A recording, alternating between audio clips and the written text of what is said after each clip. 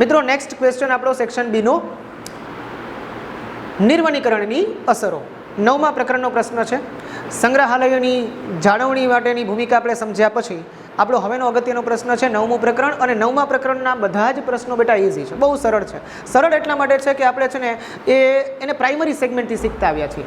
આપણે પ્રાઇમરી વિભાગમાં હતા ત્યારથી જ આપણને જંગલોના મહત્વ વિશે માહિતી આપવામાં આવી છે. એટલે બહુ આમાં વિચારવાની જરૂરિયાત તમારે નહીં રહે અને આરામથી તમે આ ટોપિક છે ને લખી શકશો. ડિફોરેસ્ટરાઇઝેશન એટલે કે નિર્વનીકરણની અસરો. નિર્વનીકરણ, જો દિવસે ને દિવસે જંગલો ઘટતા જાય, જો દિવસે ને દિવસે વૃક્ષો આપણે લોકો કાપતા જઈએ, તો છેલ્લે એની નકારાત્મક અસરો ભોગવવી કોને પડશે? તો કે છેલ્લે એની નકારાત્મક અસરો સમગ્ર સજીવ સૃષ્ટિને ભોગવવી પડશે અને વિશેષ ગંભીર અસરો આપણે ભોગવવી પડશે, એક મનુષ્ય તરીકે ભોગવવી પડશે. એટલે આધુનિકતાની સાથે સાથે આપણે જૈવિકતાને ટકાવવી, પ્રાકૃતિક ચક્રને ટકાવવું અને એક નૈસર્ગિક તંત્રને સંતુલિત રાખવાનો પ્રયત્ન કરવો એ ખૂબ જરૂરી છે. તો પ્રશ્ન કીધું છે આપણને કે નિર્વનીકરણ થાય તો શું થાય? તો જુઓ, નિર્વનીકરણની સૌથી વધુ વ્યાપક અસર કઈ અનુભવાય છે? તો પહેલી કીધી છે વાતાવરણમાં કાર્બન ડાયોક્સાઇડની માત્રા વધે છે. આપણે બધા જાણીએ છીએ, નાના હતા ત્યારથી જાણીએ છીએ કે જેમ જેમ જે જંગલો છે એ જંગલો આપણને બધાને ખબર છે વૃક્ષો શું કરે છે તો કે ઓક્સિજન બહાર કાઢે છે અને કાર્બન ડાયોક્સાઇડ પોતે શ્વાસમાં લે છે. એ જે સજીવો માટે આપણને કામ આવે છે બેટા. જો ઓક્સિજન જ નહીં મળે આપણને તો સજીવો જીવશે કેવી રીતે?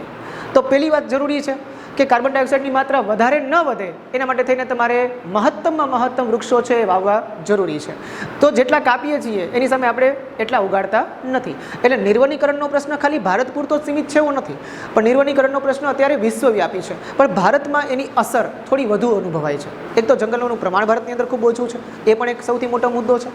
બીજું છે હરિત ગૃહ પ્રભાવ, જેને આપણે ઇંગ્લિશમાં કહીએ છીએ ગ્રીન હાઉસ ઇફેક્ટની અસર પણ ખૂબ વધવા પામી છે. એટલે કે વાતાવરણની અંદર સતત વૈશ્વિક તાપ વૃદ્ધિ આપણે જેને કહીએ છીએ કે તાપમાન હોતું એટલું નથી, વાસ્તવિક રીતે ઓછું હોય છે છતાં પણ આપણને વધારે અનુભવાય છે. એવું ગ્રીન હાઉસ ઇફેક્ટની અસરો વધારે થાય છે.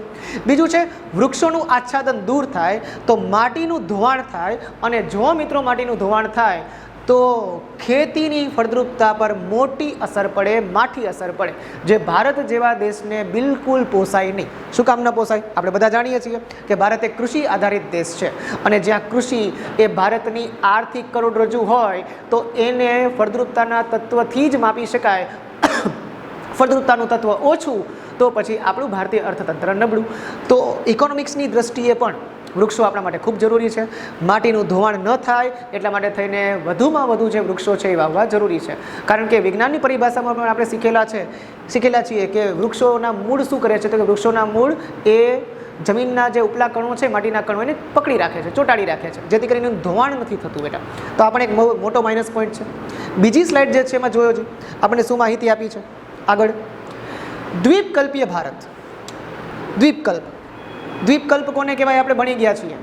3 બાજુ પાણી અને 1 બાજુ ભૂવિભાગ ધરાવતા વિસ્તારને આપણે દ્વીપકલ્પ કહીએ છીએ, જે આપણો દક્ષિણી ભાગ છે. અને આ દક્ષિણી ભાગની અંદર ભારતમાં મોટા પાયા પર ખૂબ નિર્વનીકરણ થાય છે. હવે તમને બધાને ખબર છે પુષ્પા મૂવી આપણે જોયું છે, બરાબર? ચંદનની તસ્કરી આપણે લોકોને બતાવવામાં આવી છે. તો વિશેષ બહુ મોંઘા કિંમતી વૃક્ષો થાય તો સ્વાભાવિક છે કે વધારેમાં વધારે કાપવામાં આવે. તો એના કારણે પણ જંગલ વિસ્તાર દિન પ્રતિદિન ઘટતો જાય છે બેટા. વળી જંગલો તમે એવું કહી શકો કે આધુનિક પરિભાષાની અંદર માનવીઓ સાથે ડિરેક્ટલી એટલે કે પ્રત્યક્ષ જોડાયેલા નથી, પણ પરોક્ષ તો બહુ જોડાયેલા છે.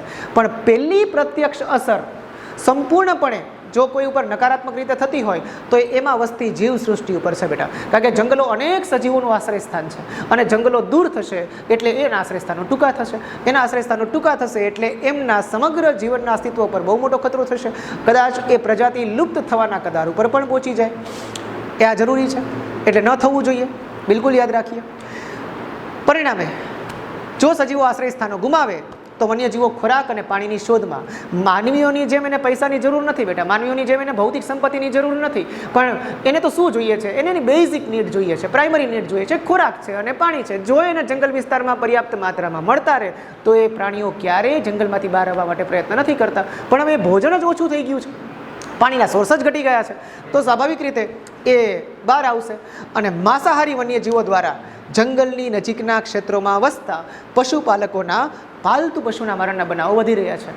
ક્યારેક ક્યારેક એવું પણ બને છે કે આ જે વન્યજીવો છે એ વન્યજીવો સાથે માનવીઓની અથડામણ થાય છે અને એ અથડામણની અંદર એ વન્યજીવોને પોતાના જીવ ગુમાવવાનો વારો પણ આવે છે. તો આ ન થવું જોઈએ. નિર્વનીકરણની બહુ નકારાત્મક અસરો છે, જે પ્રશ્ન અહીંયા આપણને આપેલો છે. આમાંથી તમારે કોઈ પણ 4 થી 5 અસરો છે પરીક્ષાની અંદર સેક્શન બીમાં લખવાની રહેશે, જો આપણને 2 માર્કનો પ્રશ્ન પૂછાય તો. અહીંયા આપણો એક ઇઝી પ્રશ્ન પૂરો થયો બેટા.